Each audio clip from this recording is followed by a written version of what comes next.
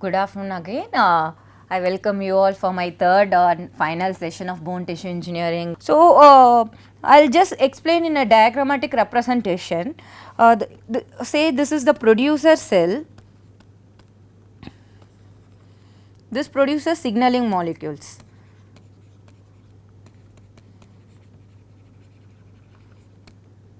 These are signaling molecules which are nothing but growth factors. Okay, and this one is the target cell. So, we need to elicit biological response in this target cell. So, this target cell has the binding receptors on its surface. Okay. So, these are the binding receptors on the surface of the target cell. These signaling molecules go and bind to these receptors.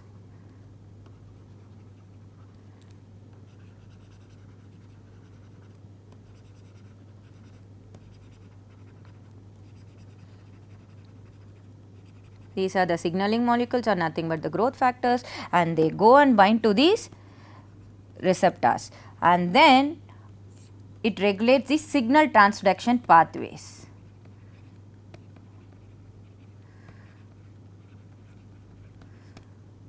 Pathway, thereby what it do is it regulates transcription of gene present in the nucleus.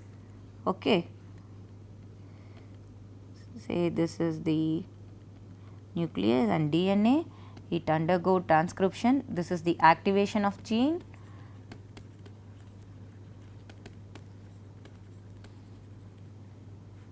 So, this enhances the biological response. This is how the growth factors act.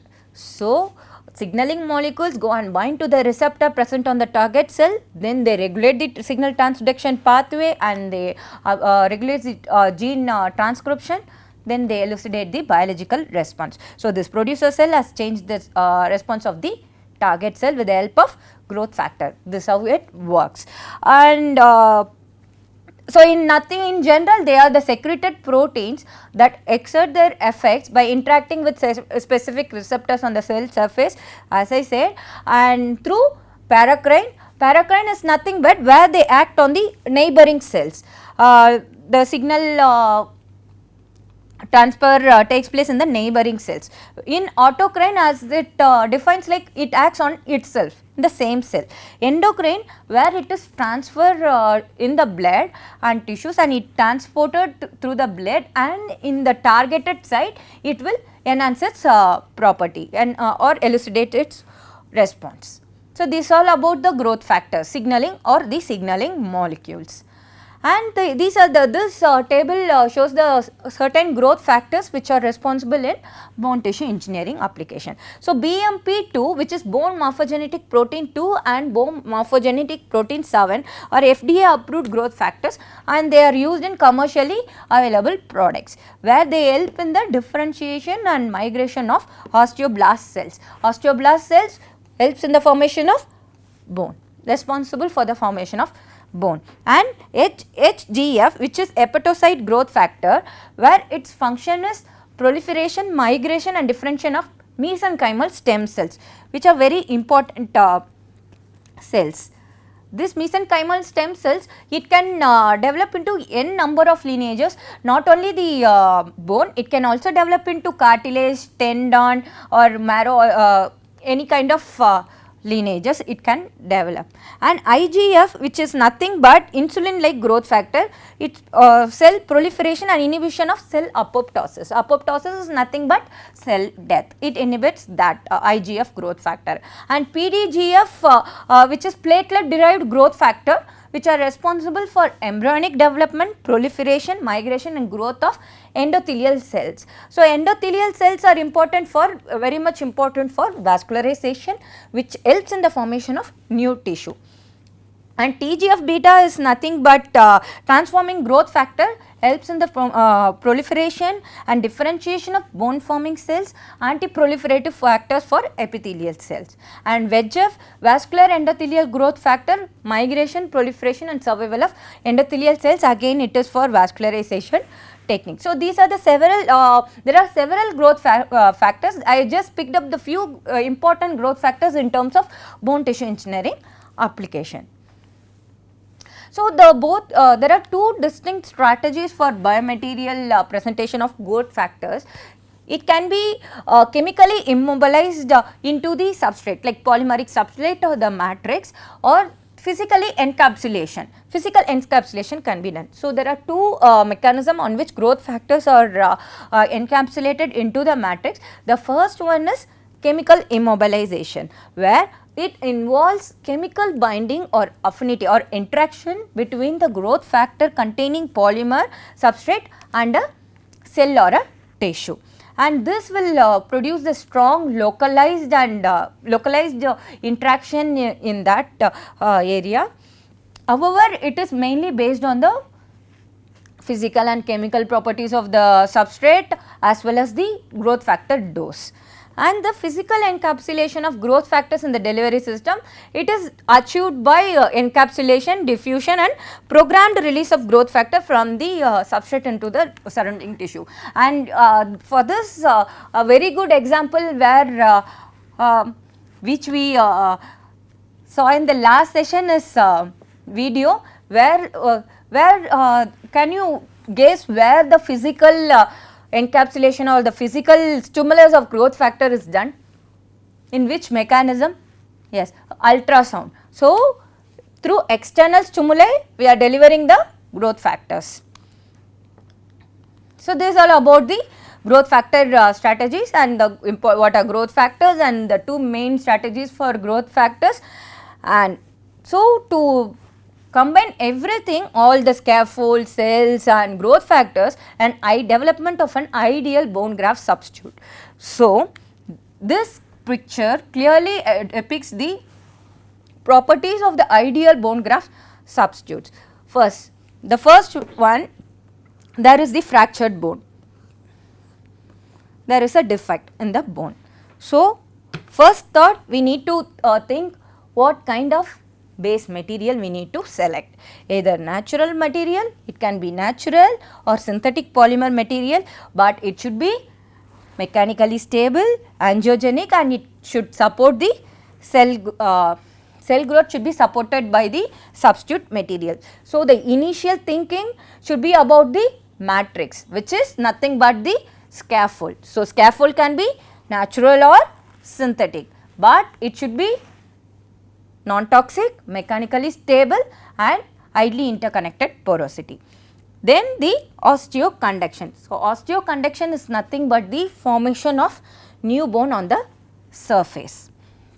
Then the recruitment of MSC cells, mesenchymal stem cells, which then differentiated into precursor cells and then into osteoblast. So, that undergoes with osteoinduction.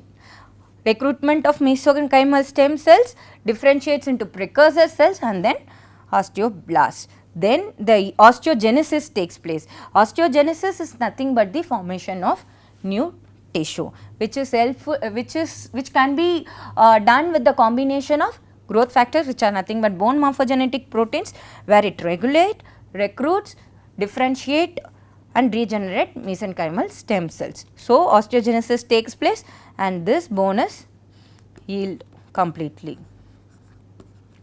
So, any process, it should have, any ideal bone graft should have three major processes. Osseointegration first. First, it should be osseointegrative. So, it should have all the four properties: osseointegration, osseoconduction, osseoinduction and osteogenesis. These all four important process is needed to develop a bone, graft, to enhance and repair the bone defect without any side effect, and it can heal completely, and it also accelerates the wound healing. So, the next few slides I will be talking about commercially available bone graft substitutes. The first one is osteograft, which is made up of ceramic material, and these are FDA approved bone graft substitutes. Osteograft, which is the name or the commercial product name, and this, it is made up of ceramic, and major properties are osteoconductive, limited osteoinductive when mixed with bone marrow. It has to be mixed with bone marrow in order to become an osteoinductive material cells. Bone marrow has lot of mesenchymal stem cells, and they are used for bone void filler. The next product is Nova Bone, where it is bioactive glass. Bioactive glass is nothing but the silicates. So, it is osteoconductive, limited osteoinductive when again mixed with bone marrow, and filling surgical and traumatic bone gaps. And the third one is Osteosat, where it is surgical grade calcium phosphate. Again it is osteoconductive and bioresorbable, helps in hip and knee joint repair. The next one is Calcium 6, where it is made up of calcium sulphate, osteoconductive and bioresorbable, it has properties, again bone void filler, and it provides strength. These all the ceramic and ceramic derived composites which are used for bone graft substitutes. As I said in the first second session, the biomaterials, where osteoinductive biomaterials, ceramics plays a role. As in the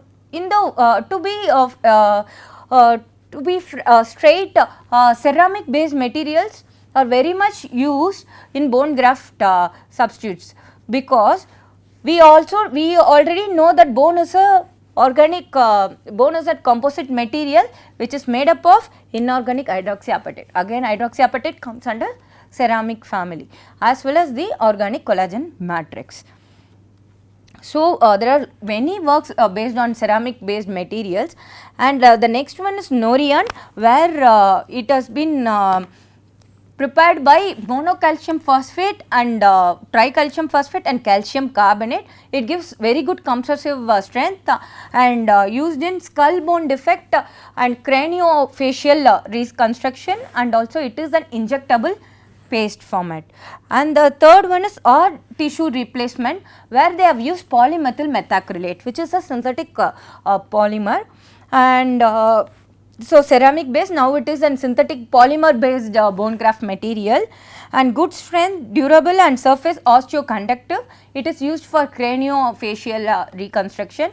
The next one again a ceramic based material, alpha BSM, which is made up of calcium phosphate cement, and it shows good compressive strength. It is used in dental application for bone and cartilage defects.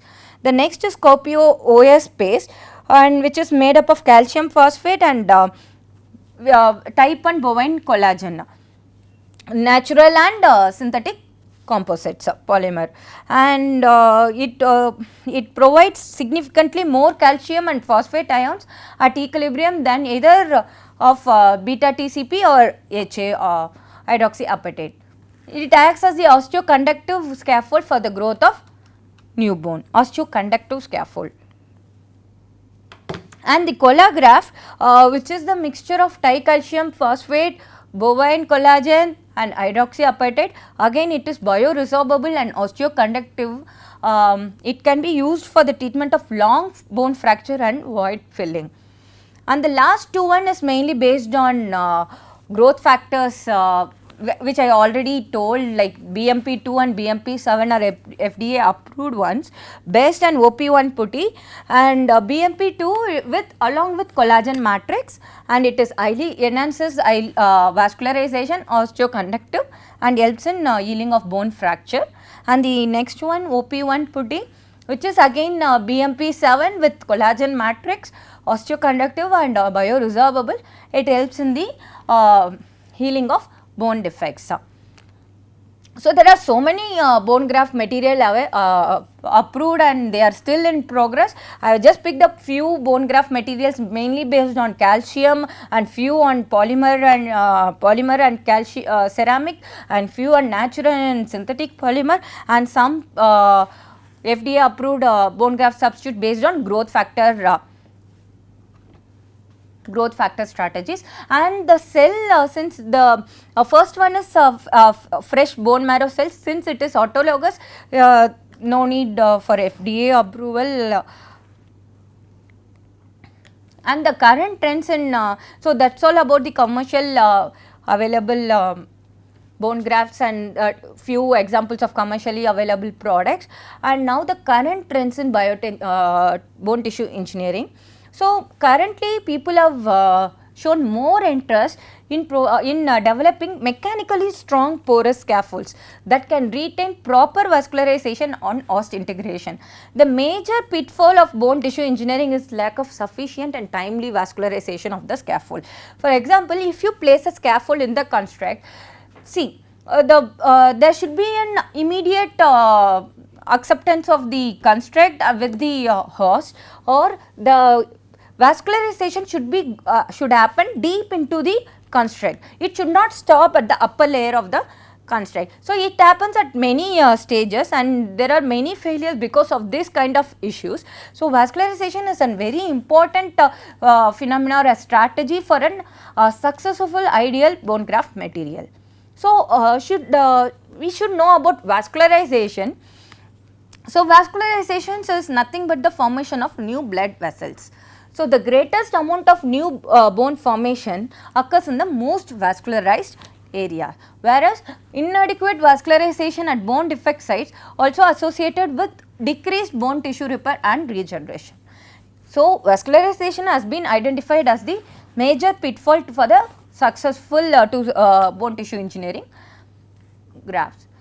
So what people have done is to enhance vascularization. We have strategies proposed to to enhance vascularization, thereby to increase the success of the bone graft material. So scientists have proposed several methods to accelerate onset of neovascularization, which is nothing but the formation of new tissue for the survival and integration of bone grafts with os tissue. That includes scaffold design. First, in scaffold design itself, they have changed many fabrication techniques, where they have started doing 3D printing, where we have seen few examples of first generation of second generation scaffold, biomimetic scaffolds, which are nothing but 3D printed scaffolds done by fusion deposition modeling, and inclusion of angiogenic growth factors for the enhancement of endothelial cell. And there are two techniques: in vitro pre-vascularization and in vivo pre-vascularization. In vitro pre-vascularization is nothing but co-culture of endothelial cells and osteogenic cells in vitro, and then we transfer into in vivo and check for the vascularization. In vivo pre-vascularization is nothing but there are two modes where we place the scaffold in vivo techniques, where we place the scaffold in an vascularized area subcutaneously or intramuscular region. After 2 weeks or after certain time, we harvest that scaffold out and we place that scaffold in the bone defect. But this method requires two surgeries. So first we need to place the scaffold to get it vascularized, then we have to remove that scaffold and place it on the defect site. So it requires lot of pain, surgeries, time and everything. And the second method is like where we have vessels which are responsible for jugular veins. For example, jugular veins we place inside this construct and we place in the in vivo, whereas the second method happens to be kind of successful, although but still it is very unclear which method is best for the successful in vivo application, and maybe the combination of all the methods may prove to be more effective for enhancement of vascularization. Then about vascularization, Now again about immunomodulatory strategies is becoming increasingly popular for modulating the os foreign response, body response, that is fibrous tissue encapsulation. See, once the construct has been placed, immediate reaction will be inflammatory response, then followed by the fibrous tissue encapsulation. So we need to modulate that. So incorporation of immunomodulatory strategies, it is becoming popular to avoid that kind of encapsulation, and that is one of the current trend where we researchers is ongoing in bone tissue engineering. One is mainly on vascularization techniques and scaffold design, and in incorporation of immunomodulatory strategies. Then the main important challenge or a critical challenge is the availability of animal models. Animal models pose another critical challenge to test various bone tissue engineering graft approach preclinically. And preclinically, load bearing large animal models should generally be used to assess graft functionality, and this is one of the major pitfall where we face in order to check for the bone graft properties. So, in future direction for bone tissue engineering to become a widespread clinical reality, it must incorporate the recent technologies that utilizes all the necessary components like scaffolds, cells and growth factors. So, we need to utilize all the new recent technologies in order to develop a best scaffold, ideal scaffold, and also with the cells seeded with the cells, and also for the growth factors for the successful bone repair and regeneration.